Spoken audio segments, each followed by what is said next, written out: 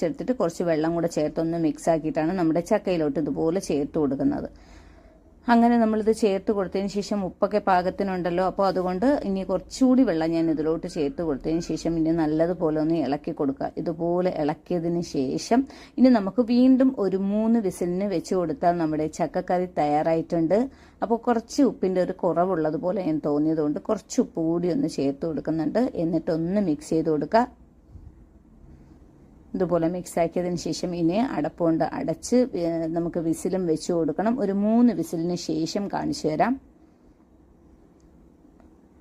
അങ്ങനെ ഒരു 3 വിസിലിന് ശേഷം നമ്മുടെ ചക്കക്കറി തയ്യാറായിട്ടുണ്ട്. ഇത് നമുക്ക് ദാണ്ട് ചക്കയും ചക്കക്കുരു എല്ലാം നല്ല ഓവറായിട്ട് നല്ല വെന്തിട്ടുണ്ട് കേട്ടോ. അപ്പോൾ നല്ലൊരു മണമൊക്കെയാണ് നമ്മുടെ ചക്കയുടേത്. ചക്കക്കുരു ചേർത്ത് കാരണം ടേസ്റ്റ് കൂടുതലാണ്.